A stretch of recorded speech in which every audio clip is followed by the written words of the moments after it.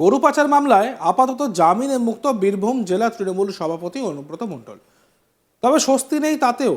এবার এই মামলায় অনুব্রত মণ্ডলের বিপুল সম্পত্তি বাজেয়াপ্ত করল কেন্দ্রীয় তদন্তকারী সংস্থা এনফোর্সমেন্ট ডিরেক্টরেট বা ইডি। অনুব্রতর বাজেয়াপ্ত সম্পত্তির পরিমাণ 25,86,00,000 টাকা। ইডি সূত্রে জানা গিয়েছে, এই সম্পত্তির মধ্যে রয়েছে 36টি ব্যাংক অ্যাকাউন্ট।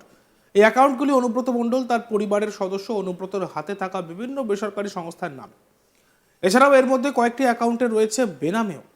প্রসঙ্গত 2022 সালের 11ই অগস্ট গরু পাচার মামলায় বোলপুরের নিচুপট্টির বাড়ি থেকে অনুব্রত মণ্ডলকে গ্রেপ্তার করে কেন্দ্রীয় তদন্তকারী সংস্থা সিবিআই। তারপর থেকে বীরভূম জেলা তৃণমূলের সভাপতি জেলবন্দি ছিলেন। প্রথমে আসানসোল সংশোধনাগারে তাকে রাখা হয়েছিল, পরে ইডির মামলায় তিহার জেলে নিয়ে যাওয়া হয় অনুব্রত মণ্ডলকে। 2023 সালের 21শে মার্চ থেকে তিহারেই বন্দী ছিলেন তিনি।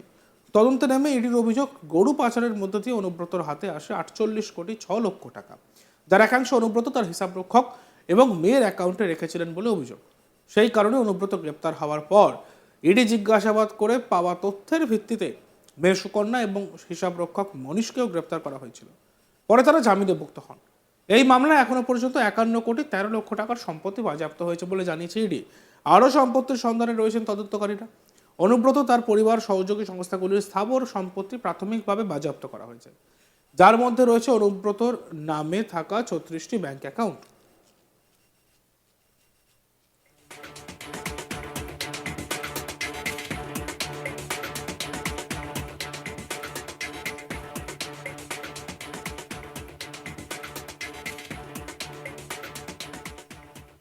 গরু পাচার মামলায় আপাতত জামিনে মুক্ত বীরভূম জেলা তৃণমূল সভাপতি অনুব্রত মণ্ডল। তবে স্বস্তি নেই তাতেও।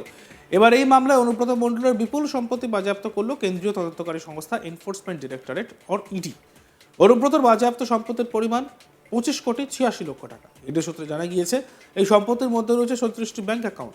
এই অ্যাকাউন্টগুলি অনুব্রত মণ্ডল তার পরিবারের সদস্য অনুব্রতর হাতে থাকা বিভিন্ন বেসরকারি সংস্থার নামে।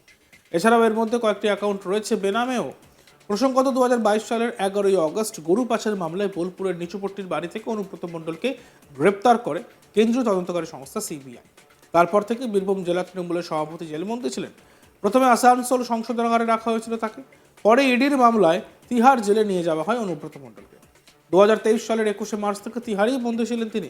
তদন্তে নেমে ইডির অভিযোগ, গরু পাচারের মধ্যে দিয়ে অনুব্রতর হাতে আসে 48,06,00,000 টাকা, যার একাংশ অনুব্রত তার হিসাবরক্ষক এবং মেইন অ্যাকাউন্টে রেখেছিলেন বলে অভিযোগ।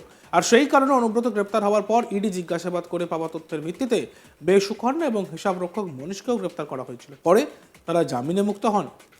এই মামলায় এখনো পর্যন্ত 51,13,00,000 টাকার সম্পত্তি বাজেয়াপ্ত হয়েছে বলে জানিয়েছে ইডি। আরও সম্পত্তির সন্ধানে রয়েছেন তদন্তকারীরা। অনুব্রত তার পরিবার সহযোগী সংস্থাগুলির স্থাবর সম্পত্তি প্রাথমিকভাবে বাজেয়াপ্ত করা হয়েছে, যার মধ্যে রয়েছে অনুব্রতদের নামে থাকা 36টি ব্যাংক অ্যাকাউন্ট।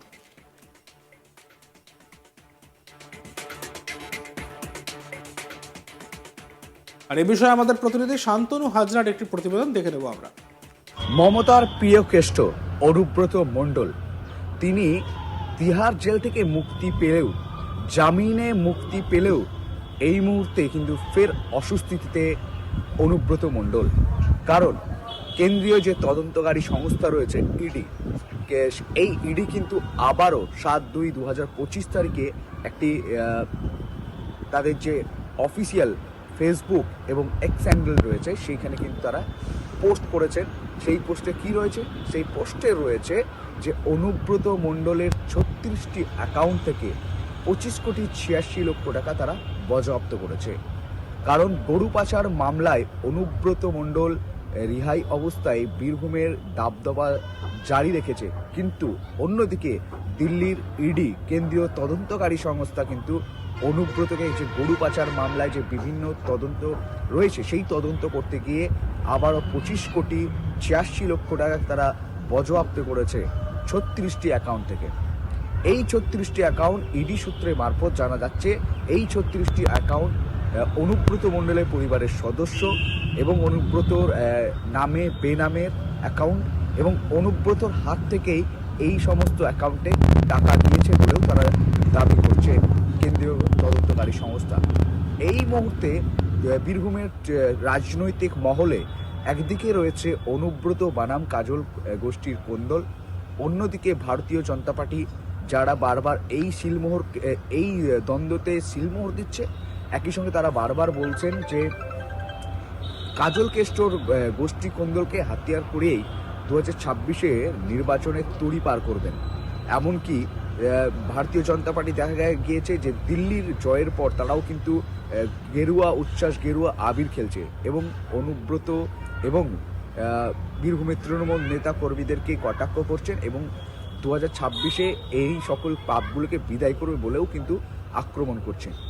রীতিমতো এই মুহূর্তে কিন্তু সবচেয়ে বীরভূমে গুরুত্বপূর্ণ বিষয় ইডির এই পোস্ট শেয়ার করা, এই তথ্য বহিঃপ্রকাশ করা। তারপরেই কিন্তু তবে এই বিষয়ে একাধিক প্রশ্ন উঠছে। অন্যদিকে কিন্তু দেখা গিয়েছে যে বীরভূমের তৃণমূল নেতৃত্ব মুখপাত্রকে এ প্রসঙ্গে জানতে চাওয়া হলে তাদের তরফ থেকে কোনো সদার্থক উত্তর মেলেনি। তবে তারা বলছে তদন্তকারী সংস্থা পূর্ণাঙ্গ তদন্ত করছে, তদন্তের পথে এগোবে।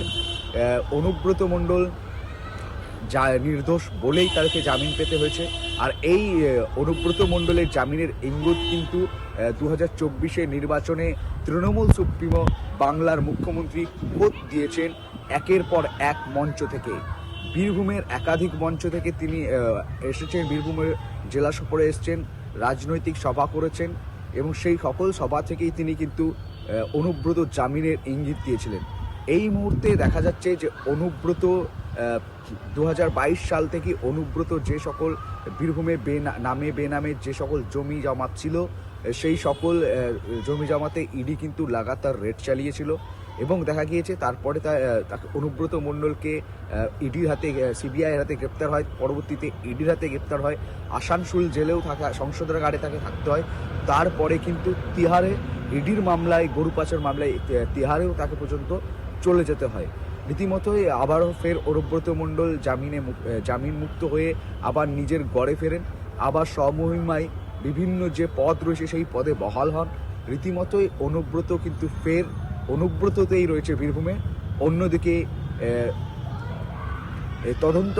কেন্দ্রীয় তদন্তকারী সংস্থা কিন্তু অনুব্রত নামে বা বেনামে যে 36টি অ্যাকাউন্ট রয়েছে সেই 36টি অ্যাকাউন্ট থেকে 25,86,00,000 টাকা যে বাজেয়াপ্ত করেছে তার কিন্তু তথ্য দিয়েছে এই মুহূর্তে প্রকাশ্যে।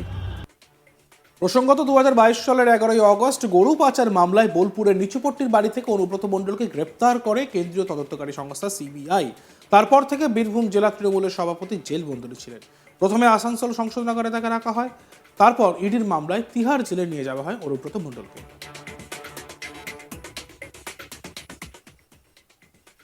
দেখতে থাকুন আজ তক বাংলা। ভিডিওগুলি ভালো লাগলে লাইক করবেন, কমেন্টস করবেন, শেয়ার করবেন, চ্যানেলটিকে সাবস্ক্রাইব করতে ভুলবেন না।